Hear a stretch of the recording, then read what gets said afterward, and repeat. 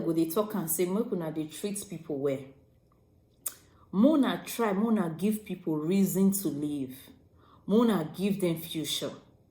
Una they teach a joke, abi. So waiting they happen for death and I don't come they teach us see. People they will be say they don't get anything to lose. The worst thing that can ever happen to you for life.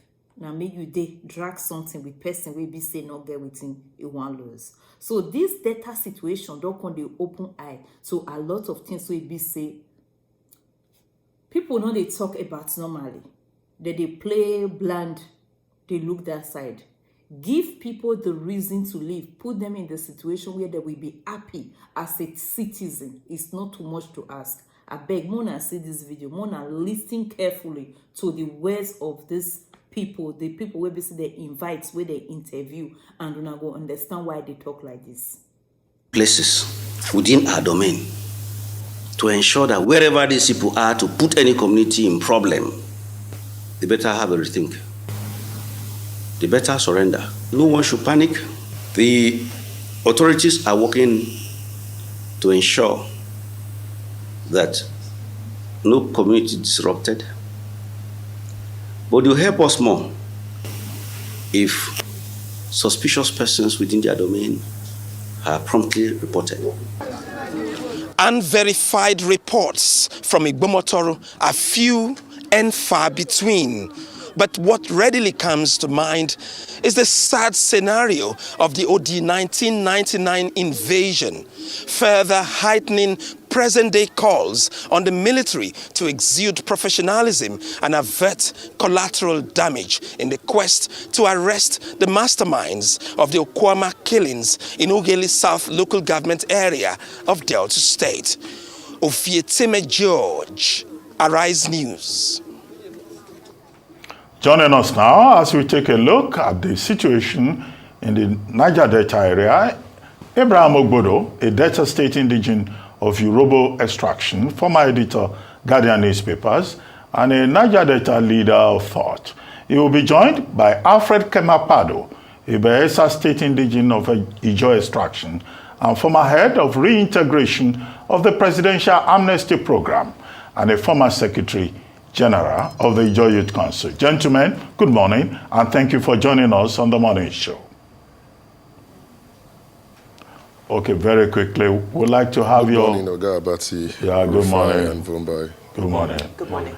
Now, we'd like to have your perspectives on developments in the Niger Delta, the killings in Okuama, and then the extension of the problem from Delta State to Bayelsa to Ondo State to Rivers State. And for you, Kemapado, we'd just like to ask, the police commissioner, in Bayelsa is saying it's not true that there have been issues in Igbomoturu and that nobody should panic. What do you think? Is it right? And what do you think of the entire crisis? Abraham Ogbodo, it's good to see you. And very interesting to see that you are now a local chieftain. I would also like to have your perspective on, these issues, the killings in Delta State and the aftermath. Let's start with you, Kemapado, Alfred Kemapado.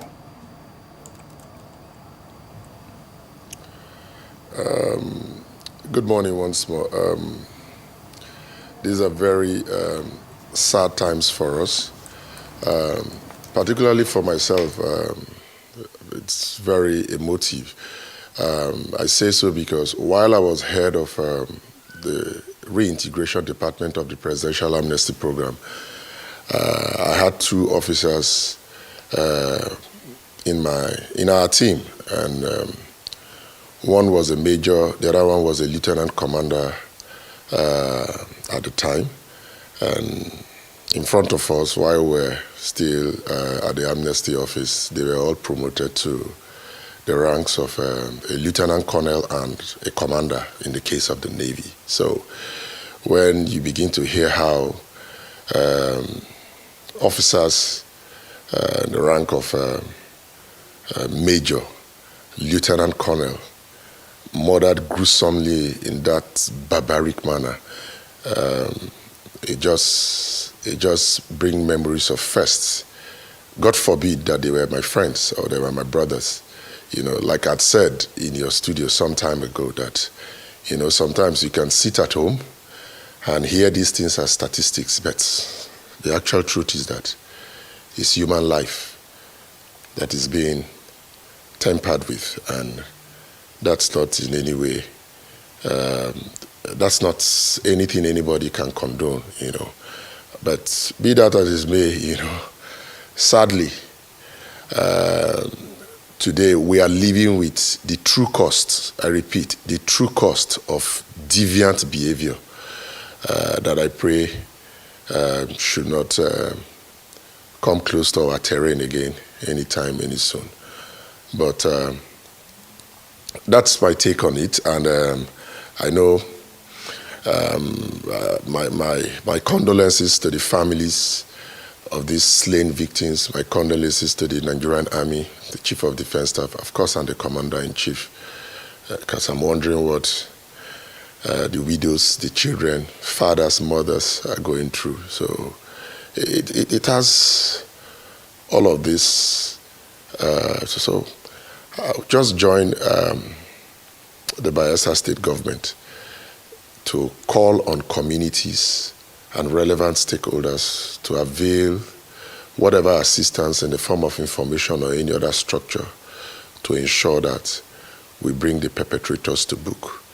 I say so because in the course of hunting and trying to catch up with these perpetrators and bring them to law, it will not be necessary for us to lose more lives, if you can say innocent lives.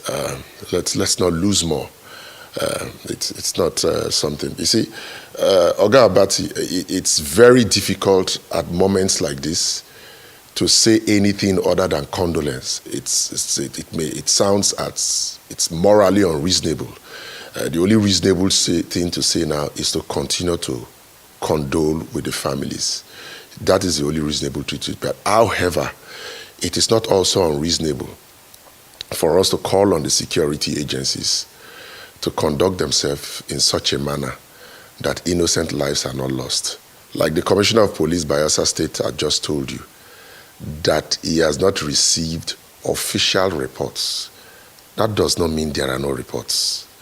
I can confirm that to you. Yesterday, I watched on set, was it yesterday or 2 days ago, you had an interview with the Delta State Commissioner of Police, and he confirmed to you to a reasonable extent that as a person, he has not gained access to the environment. Even if he went further to tell you that he has 8 officers, he has DPOs and other things, but clearly, let's be very sincere, he has not gained access. So most of us have not also gained access to that environment and cannot tell you the true state of what is happening in pictures, in videos, and in other, at being confirmed reports. But the calls we receive from these areas are worrisome. The pictures we have seen, we still pray that they are photoshopped. But if they are not photoshopped, my appeal is that, we can't go around people who are not perpetrators. Because you see, Oga Abati, don't forget that our communities are victims of these non-state actors, and they may have one form of complacency here or there,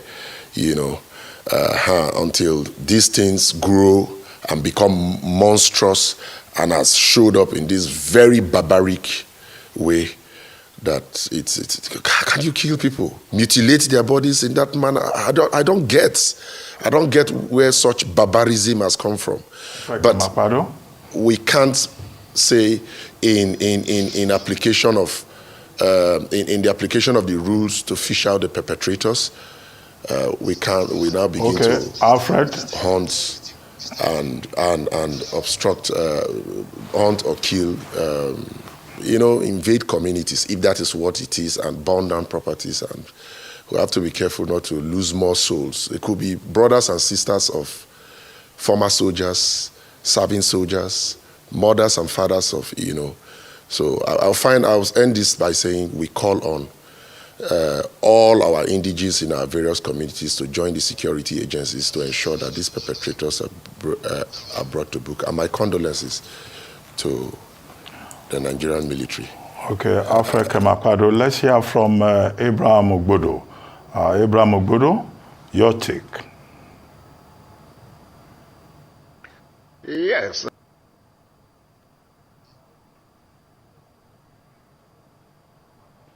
In not actually a wartime, peacetime, having that cream of officers completely decimated, it's not something anybody will be happy about. So I will join others. Right, okay. While we work on that connection, let's bring the conversation back to Alfred Kemapado. Mr. Kemapado, earlier on you made reference to the fact that you referred to yesterday's interview with the Commissioner of Police for Delta State, who had disclosed that he hasn't been able to gain access to the Okuama community. And you made a similar reference to Ibomoturu in Bayelsa, saying that you too have not been able to gain access, and several people have not been able to gain access to that community as well. I'd just like to confirm, is it because it is now an officially cordoned off military zone, or what is the reason that people have been unable to gain access to Ibomoturu so that we can get official reports or eyewitness reports or even media reports? Because we know in Okuama, even the media is not allowed to go in. Is that the same situation in Ibomoturu of Bayelsa State? Yes, same situation. The area has been cordoned off. Same situation. Okay, Alfred, good to see you again. I would like to know your facts. You said. Thank you, Rafai. You said the police said they've got nothing of reports of, hurt on the people. I'd like to know your facts. I mean, there are a couple of things that you might want to tell us as regards this, areas that the military is having an operation in now. What is going on there? I'd like to know your facts. Rafa, thanks for the question. Like I said, these are very sad times for all of us. And I was trying to say that nothing really makes sense at this particular point in time, apart from condoling with the slain, the slain victims, families, and all of that. So it's very difficult to speak outside condolence. But coming to the issue of fact, we have videos, we have pictures of people that are lying in the pool of their blood and what more. We have also seen videos of houses being razed, and all these sorts, So at the end of the day, what we are saying as we are mourning with the military and other security agencies is that, yes, we will join, and we are calling on all stakeholders to ensure that the perpetrators are brought to book. But in the course of that, let's tame our anger. I know security agencies have been trained with respect to anger management so that the videos and the reports we are getting now, finally, when access is granted, will turn out not to be true.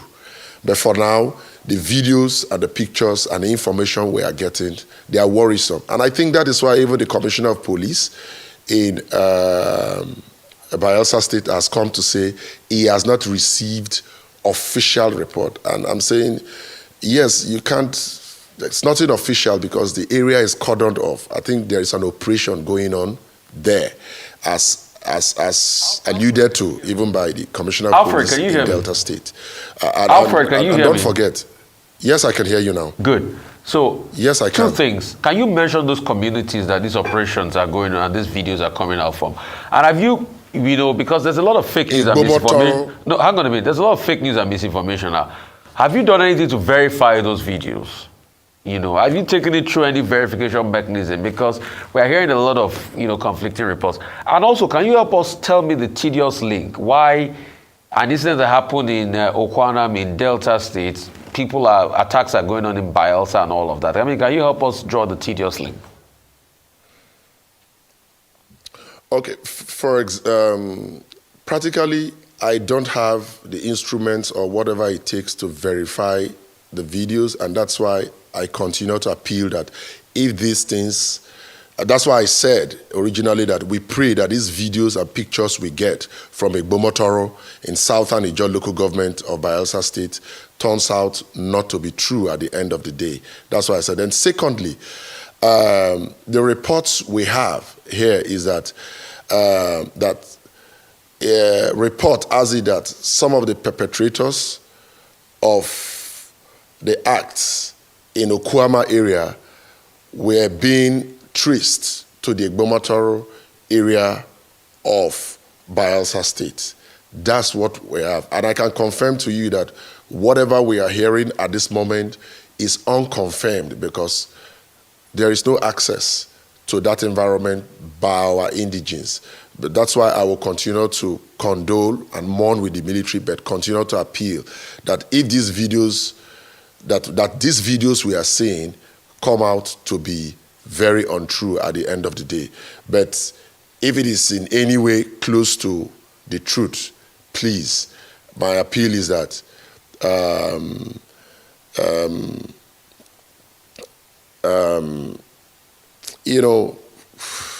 my appeal is that let's take it easy. It's bad enough that we have lost this cream of soldiers, not even in wartime. Okay, yes, why we bring the perpetrators to book? Let's not lose more innocent lives. Like I said, our communities most times are also victims of this non-state actor. So it's something that we all have to come together to nib in the bud so that it does not have a repeat. Because you see, some time ago, like you had said, it had happened in Odi, it had happened in Zakebiam, maybe one or two other places, but it doesn't solve the problem. For example, when I saw houses being burned, I was like, okay, what if the house that is being burned was housing any form of evidence that will add to the intelligence that will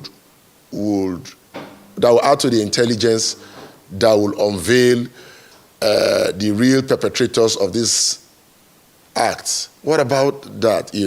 So, and if this kind of fear that we have in this environment continues to stay, what about even if people have pieces of information to come up with? They will be so scared because it will be like, if you go and say what you know, you may actually be put down in a very rough manner, So we just need to come together, to work together and, concentrate only on bringing the perpetrators to book and not spread fear, tension. Even me, as I speak to you, I'm tensed. If you can hear it's me. as if at the mention of that issue, I can. If you can hear me, I understand we now have reestablished a connection with Abraham Ogbodo. Abraham Ogbodo, if you can hear me, would like to have your perspective, your take, and also your recommendations. Are you there, Abraham Ogbodo? Hello, Abraham Ogbodo. Yes, I'm here. Okay, to get your take and also, to focus a bit more on recommendations. How do we go forward? Alfred Kemapado has done a good job of laying out the background, but what's your own take and what do you think government should be doing beyond saying we'll give the slain soldiers befitting burial and national honors and that the perpetrators of the felony will be fished out and brought to justice?